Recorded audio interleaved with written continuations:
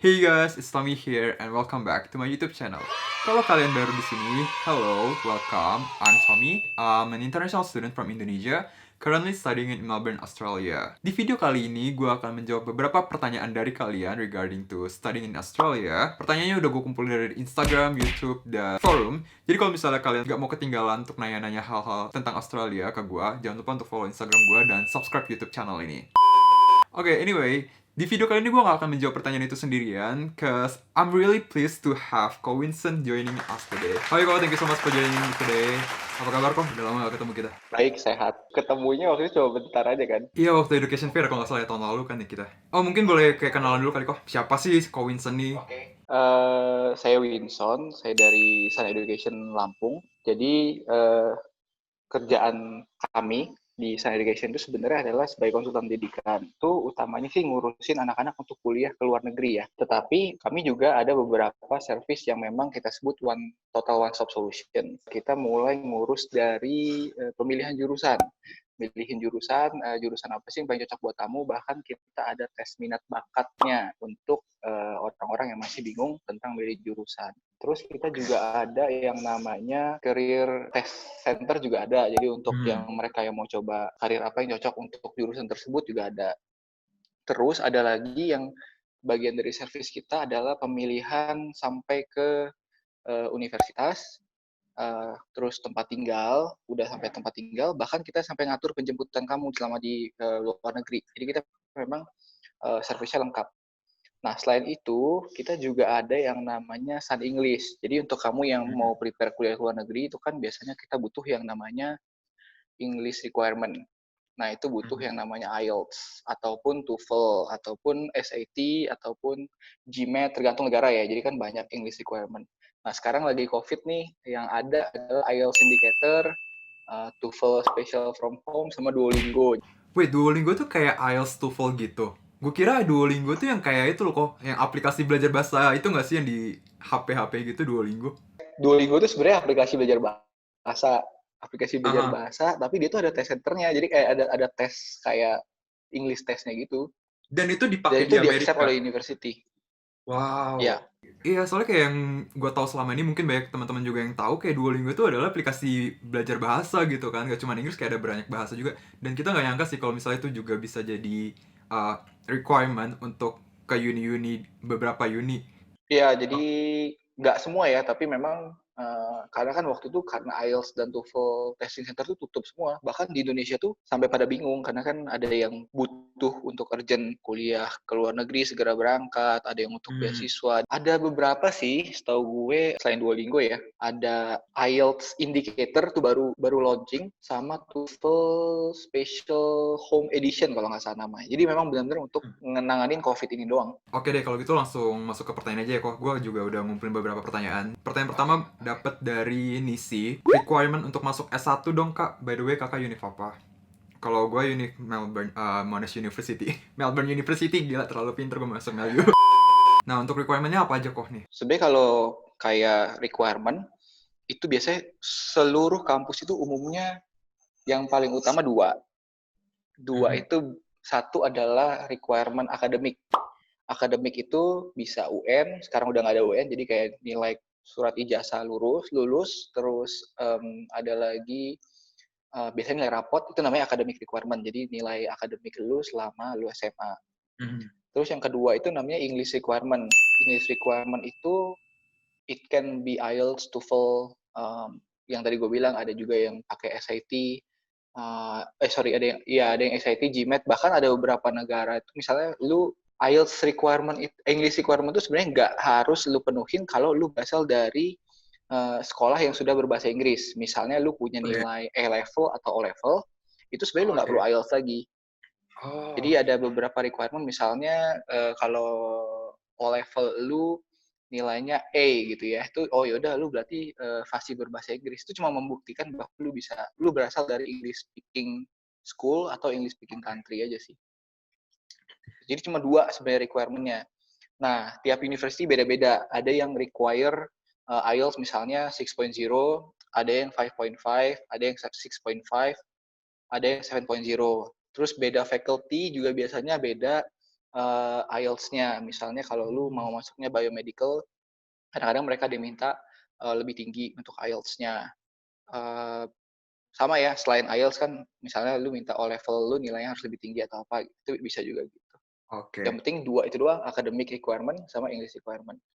Tapi Ada beberapa university yang mungkin minta essay, ada juga yang minta, eee, portfolio ya biasanya personal ya? statement, portfolio untuk anak desain, terus, ada juga yang kadang-kadang kalau requirement-nya lumayan ribet tuh misalnya surat keterangan sehat, surat keterangan baik gitu-gitu adalah, tapi itu kan Oh lebih ke iya? dokumen. Nah, yang utama sih 2 itu doang. Jadi English Hmm. sama academic requirement. Nah, ngomong-ngomong masalah academic requirement ya, kok di sini juga gue dapet pertanyaan dari Rahul Iksan. Dia nanya, kalau mau masuk ke Monash College, skor untuk matematika dan sains harus tinggi kah? Setelah lulus dari Monash College, bisa melanjutkan ke university-nya baik di Sunway Malaysia maupun Australia Covid Campus. Math sama science-nya dia waktu SMA ya maksudnya? Iya, karena dia mau masuk S1 nih, mau masuk college, Oke, Monash kalau dia mau College. masuk ke Monash College, biasanya academic requirement-nya it depends on the university ya. Tapi kalau di Monash College biasanya sih mereka nggak punya spesifik nilai untuk spesifik subjek kecuali lu mau masuk science or engineering atau yang Hmm. lebih ribet lagi gitu. Nah, biasanya lu memang perlu certain nilai untuk math atau physics atau chemistry sesuai dengan apa yang mau lu ambil. Nah, tapi kalau lu masuk ke college itu kan kayak foundation basis. Jadi kayak lu belajarnya bener-bener foundation of university. Itu Hmm. sebenarnya jauh lebih mudah dan pathway yang sebenarnya gue lebih saranin dibandingkan anak-anak join ke university kalau dia mau ngambil science or engineering.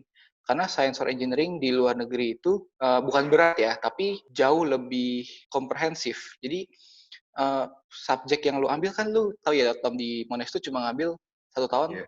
8 subjek kan. Which is sebenarnya kalau Oh, buat anak Indo yang biasa ngambil berapa banyak SKS sebenarnya nggak berat. Tapi padatnya dari sebuah subjek itu luar biasa banget. Kalau lu bandingin sama subjek yang ada di Indo, subjek yang ada di luar negeri itu padat-padat banget. Nah, makanya kalau dari situ butuh memang requirement-requirement yang kalau untuk math berapa, science berapa itu bisa lihat di websitenya sebenarnya ada tuh tulisannya Hmm. berapa berapa berapa. Nah, kalau lu mau masuknya ke misalnya ke Sunway, mendingan lu Berapa? ngambil college di Sunway juga sih. Oh, masuk uni Sunway, masuk ke college di Iya, Sunway mending lu juga. college di Oke. Sunway juga. Iya, soalnya kan Monash itu ada beberapa kampus ya. Ada di Jakarta ada tuh. Iya. Jakarta International College kan ada. Terus ada lagi di Sunway, ada lagi di Australia, ada beberapa kampus di luar negeri juga. Nah, kalau lu mau ngambil di Sunway, akan lebih logis kalau lu ngambil foundationnya di Sunway, kecuali lu harus lihat spesifik fakultas atau jurusan apa yang lu mau ambil. Karena ada beberapa jurusan yang nggak ada di Sunway, ada di Mhm. Monash Australia malahan. Oh, Ada iya. juga yang cuma ada di Monash Malaysia, ada juga yang lu nggak bisa transferable ke Australia itu ada. Nah, kalau lu Mhm. misalnya dari college ya, kalau lu mau ke Sunway, mungkin gue lebih rekomend lu untuk ngambilnya ya di Sunway.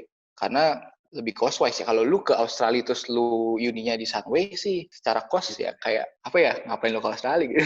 Iya, iya Soalnya ke sih. Australia kan mahal ya. Jadi kalau misalnya lu mau, kalau yang gue saranin malah lu setelah dari Sunway, let's say lu do foundation di Sunway, terus Mhm. lu college di Sunway gitu ya, terus lu uni-nya di Australia, itu lebih, Aha. ya gue lebih pathway yang lebih wajar sih. Jadi kan lu biar hemat biaya lu ke Sunway dulu gitu, atau di Jakarta Oke. dulu setahun, baru lu beresin di Australia gitu. Karena kalau lu abis di Australia, udah babak belur duluan kosnya, terus baru lu ke Sunway. Iya. Tapi basically kayak mau kita ambil college dimanapun, mau di Sunway, Jakarta atau Malaysia, kita tetap uninya masih bisa ke either Sunway atau Australia kan? Bisa, tapi ada spesifik subjek yang misalnya di Jakarta tuh kalau nggak salah cuma business, arts, and apa ya, gue lupa. Jadi cuma ada beberapa subjek yang bisa lu lakukan di Jakarta. Hmm. Terus di Sunway lebih lengkap nih, Sunway lebih lengkap. Jadi di Sunway lu bisa ngambil beberapa subjek yang lu bisa transferable ke Australia juga gitu. Jadi tergantung dari subjek yang mau diambil eventually ya. Jadi misalnya lu udah aim-nya mau ke farmasi, kalau lu mau ke Mhm. farmasi kan itu foundation-nya lebih susah. Ya lu better ngambilnya misalnya di Australia langsung atau di Sunway. Karena kalau farmasi kayaknya di Jakarta nggak ada deh. Oke, jadi pertanyaan itu udah kejawab ya, dan ada pertanyaan lagi dari NAP SHF. Dia nanya, Kak, Monash College juga ada di Jakarta kan, Kak? Kira-kira perbedaannya ada nggak ya sama yang di Australia? Kalau lulus dari foundation year-nya, pasti masuk ke Monash atau gimana? Terima kasih. Betul, jadi Monash itu ada di Jakarta dan sama. Jadi memang kurikulum yang dibawakan di Jakarta itu sama dengan kurikulum yang dibawakan di Australia ataupun di Sunway ataupun di manapun yang memang punya Monash. Dan Monash kan lagi mau bangun kampus lagi ya di Indonesia. Oh iya, benar-benar. Lulus dari foundation, gue nggak bisa bilang 100% ke transfer. Karena apa? Kalau nilai lu jelek juga, siapa yang mau nerima? Hmm. Jadi kalau misalnya lu masuk ke Monash Foundation gitu ya, terus nilai lu 50% semua gitu ya. Monash juga mikir kan, sebenarnya kalau lu bilang fully transferable nggak, sebenarnya bisa ditransfer dan kalau nilai lu mencukupi dengan requirement lu pada saat di university, pasti lu keterima di universitinya. Misalnya kalau lu mau masuk science, maka nilai science lu harus sekian. Kalau lu Hmm. mau masuk science pun nilai rata-rata GPA lu harus sekian. Nah, lu harus penuhin itu dulu. Kalau lu penuhin itu, lu guaranteed untuk diterima di Monash.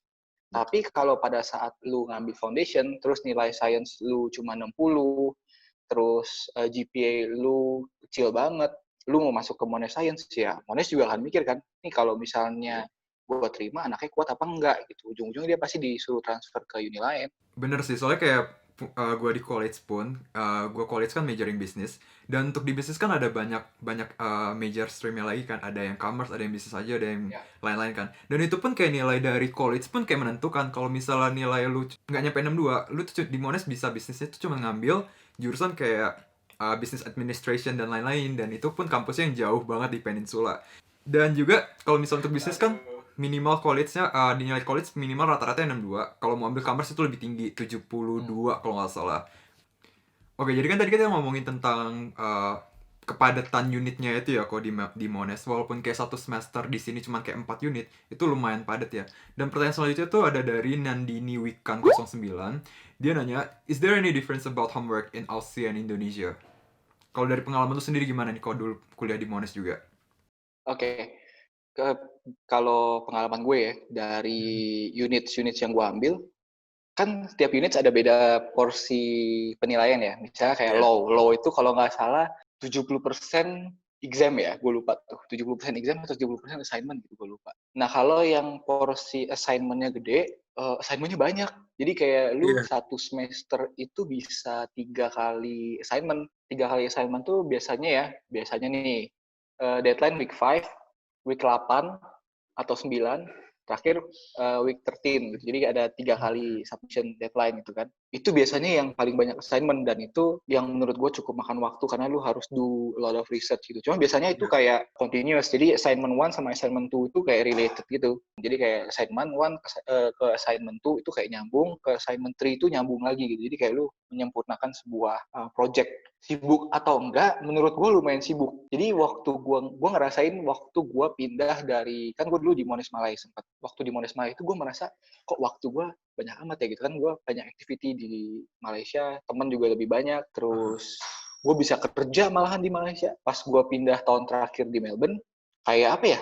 Kayaknya lebih lebih sering di kamar ngerjain tugas deh dibandingin gue waktu di Malaysia.